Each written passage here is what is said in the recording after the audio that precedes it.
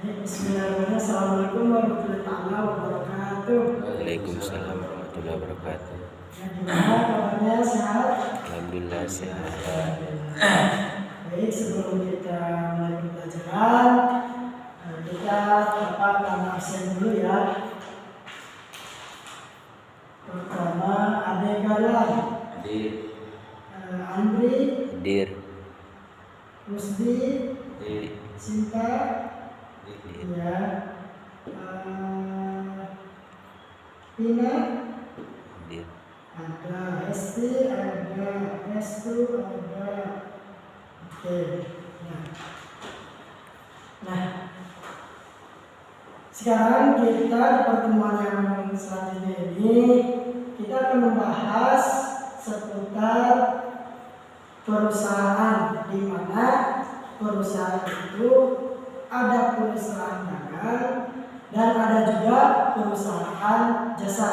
Kita lihat dan simak baik-baik, bisa dilihat nanti di layar ada ya.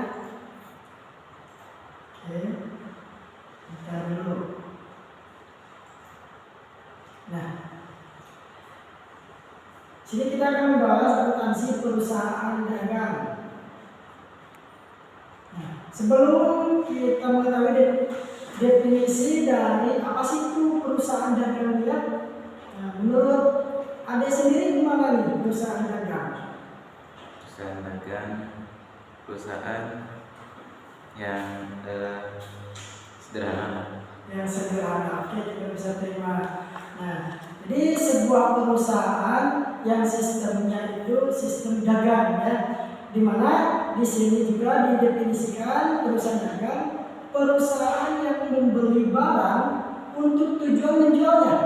Nah, itu yang disebut dengan perusahaan barang, perusahaan dagang, membeli barang untuk tujuan menjualnya kembali tanpa mengubah bentuk atau sifat barang secara berarti. Kalau kita katakan ya seperti halnya dengan retail ya, kita membeli barang dengan barang yang sudah jadi, terus kita jual belikan lagi dengan memperkirakan keuntungannya. Nah, ini dikatakan menurut Wibowo dan Abu Bakar Ari. Adapun setelah kita mengetahui dari apa sih itu perusahaan dagang, jadi kita mengenal ciri-ciri dari perusahaan dagang itu tersendiri. Nah, ada tulisannya karakteristik. Karakteristik perusahaan dagang yang pertama, memperoleh apa? Dengan jalan menjual barang. Jadi dengan perusahaan dagang ini kita memperoleh karakteristiknya, memperoleh laba atau keuntungan dengan jalan menjual barang.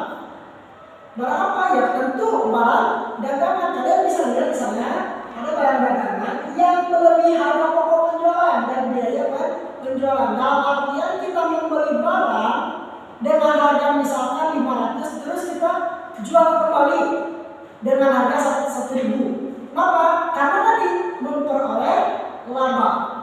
Nah, yang kedua, membeli barang untuk tujuan menjualnya kembali tanpa mengubah bentuk atau sifat barang secara berarti. Seperti tadi dikatakan di awal, bahwa perusahaan dagang itu menjual atau kita membeli dulu barang atau produk dengan harga sekian, lalu kita menjual kembali dengan harga yang lebih tinggi. Dalam artian ada keuntungan walaupun 10%, yang penting ada keuntungan. Itu yang disebut dengan karakteristik perusahaan dagang yang kedua, tanpa mengubah bentuk atau sifat aslinya ya. Jadi tanpa mengubah, beda halnya dengan kita membeli bahan baku. Kita membeli bahan baku, lalu kita apa? Kita mengolah kembali bahan.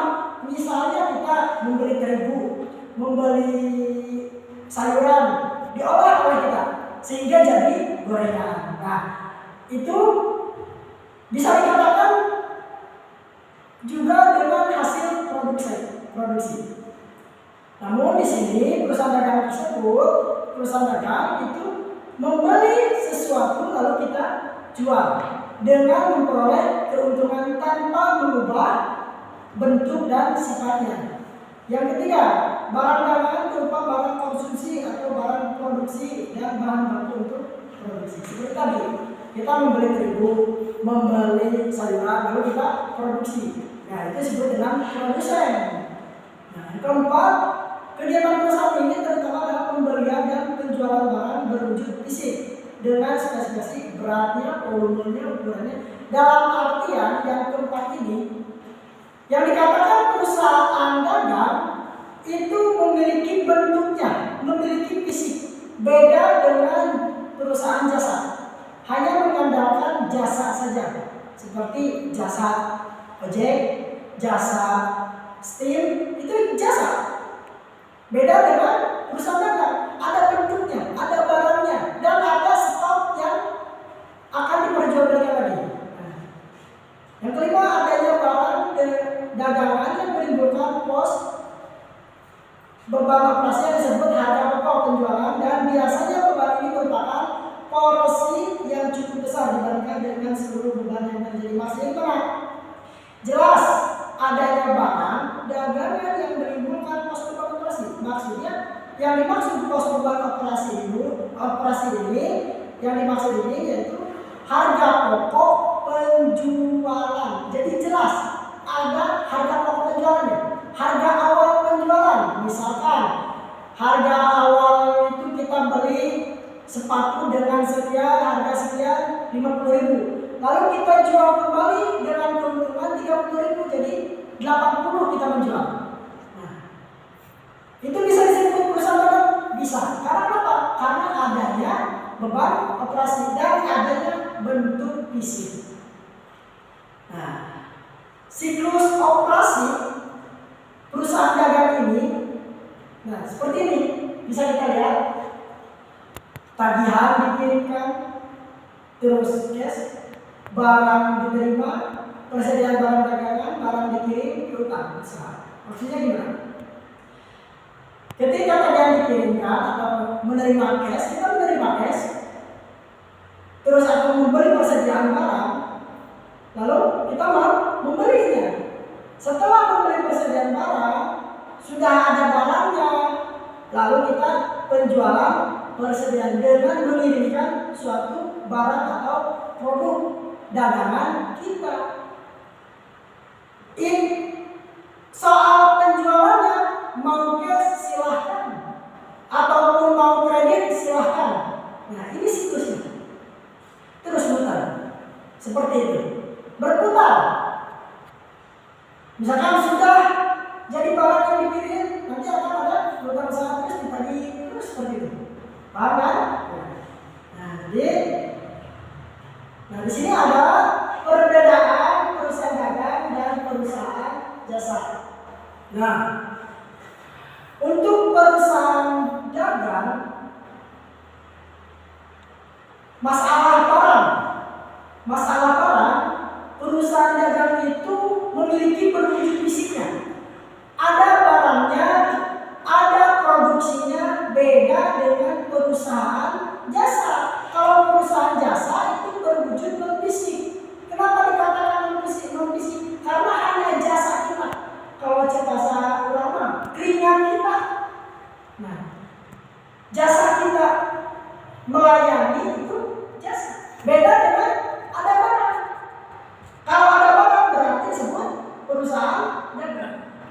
Penjualan rumah, misalkan. Ada barangnya, ada berarti termasuk gak? Termasuk. Karena apa? Jelas bentuk fisiknya.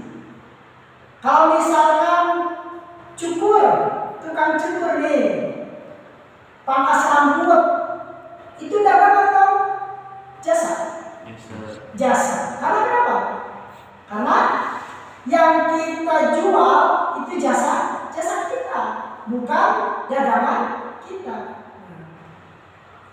Terus perbedaan dari akun dalam laporan keuangan. Nah, ini yang paling penting. Karena setiap perusahaan itu harus mempunyai akun, harus mempunyai laporan keuangan. Jadi perbedaan perusahaan jasa yang tadi yang kedua, dalam akun laporan keuangannya di perusahaan jasa itu tidak terdapat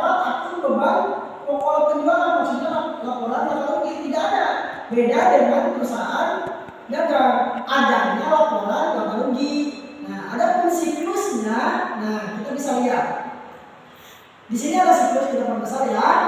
Nah, lihat. Siklus operasinya atau aktivitasnya dalam kesehariannya, perusahaan jasa itu yang pertama kita menerima cash. Lalu kita kerja, disebut dengan hasil pekerjaan. Setelah hasil pekerjaan, kita mendapatkan piutang usaha. Yang dimaksud piutang usaha itu dari customer ke kita, bukan kita ke orang lain. Kalau kita ke orang lain itu disebut dengan hutang, kalau dari orang lain kepada kita itu disebut dengan piutang usaha. Setelah mendapatkan piutang usaha, baru tagihan dikirimkan kemana? Kepada pihak yang berwenang. Nah, itu siklus dari perusahaan jasa. Sedangkan siklus dari perusahaan dagang seperti yang tadi di awal, cash, barang diterima, terus lebih panjang. Nah, jadi seperti itu. Perbedaan yang selanjutnya dalam kegiatan, kalau jasa itu memberikan jasa, bukan memberikan barang, tapi memberikan jasa atau tenaga kita, keringat kita. Beda dengan perusahaan dagang, kita membeli, menjual. Itu dari kegiatan kita. Terus di persediaan juga perusahaan jasa tidak memiliki persediaan barang. Kalau perusahaan dagang memiliki. Kalian bisa lihat. Nah, penentuan harga pokok, kalau tadi dikatakan perusahaan dagang itu relatif mudah. Sedangkan jasa tidak perlu menentukan harga pokok barang karena kita jasa. Ya, ngerti kan? Iya. Nah, kita lihat aktivitas utama perusahaan dagang. Yang pertama ada pembelian. Kita membeli barang. Setelah kita membeli, otomatis kita mengeluarkan uang. Baik itu langsung secara uang cash tunai ataupun mau secara kartu. Setelah mengeluarkan uang, otomatis dalam artian transaksi ini kita sudah mendapatkan barang baru kepada penjual. Barang dagangan kita berjual. Setelah kita menjual, kita akan menerima uang. Nah, ini aktivitas dari perusahaan seperti itu.